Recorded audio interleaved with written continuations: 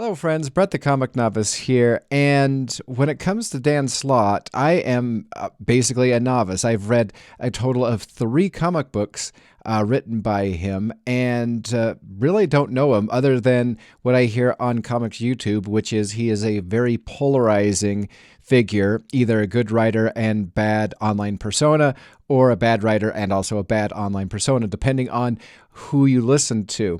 Now, this is not one of those everything is awful type of a video, or this is not everything is perfect. This is just my novice perspective, and I'm going to be looking at Spider-Man 2 and 3 for the Dan Slott era that is starting back up in 2022.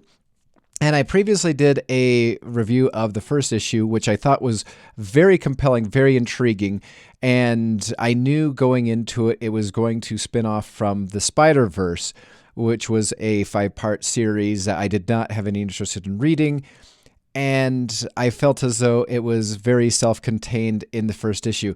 Fast forward to the second issue, and I feel as though they have decided to, or by they, Dan Slott has decided to insert a lot of the characters from that storyline, which I was not particularly fond of.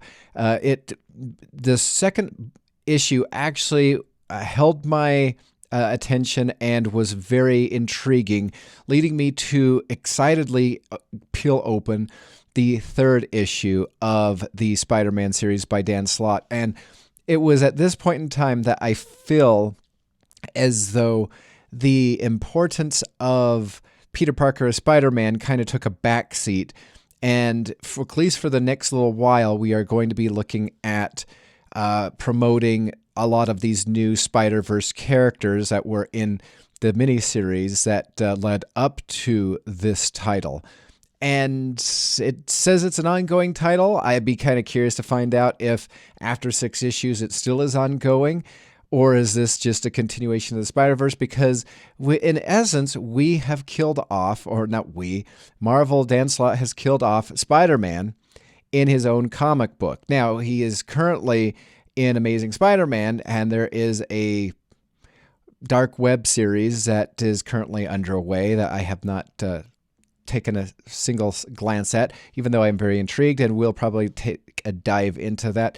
It's quite bizarre. And honestly, I think personally, as just a reader of comic and a pursuer or a connoisseur of science fiction and whatnot, is to kill off Peter Parker in the third issue of the story.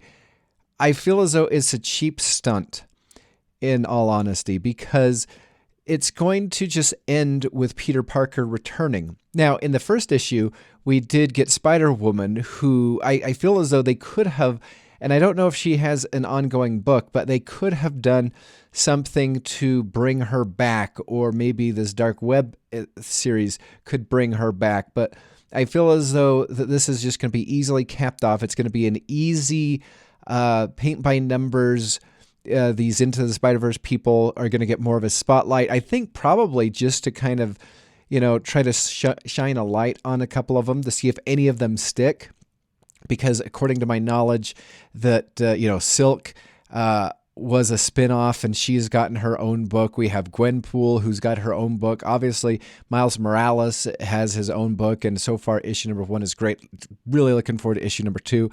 But it's kind of a cheap stunt, and I was on the fence on whether I should drop this book completely or continue on. And I feel as though I owe it to myself, and maybe I'm just a novice in the whole thing, but maybe what I should do is just pursue the amount that it would take to get through a first trade, maybe even a second trade. And at that point in time, judge whether or not I should pursue the Spider-Man by Dan Slott going forward, unless it actually turns into a limited series, which would be kind of cheap if you ask me. But you know what? Marvel's in the business of selling comics, and cheap stunt or not, it could be selling comics, brand new number 1.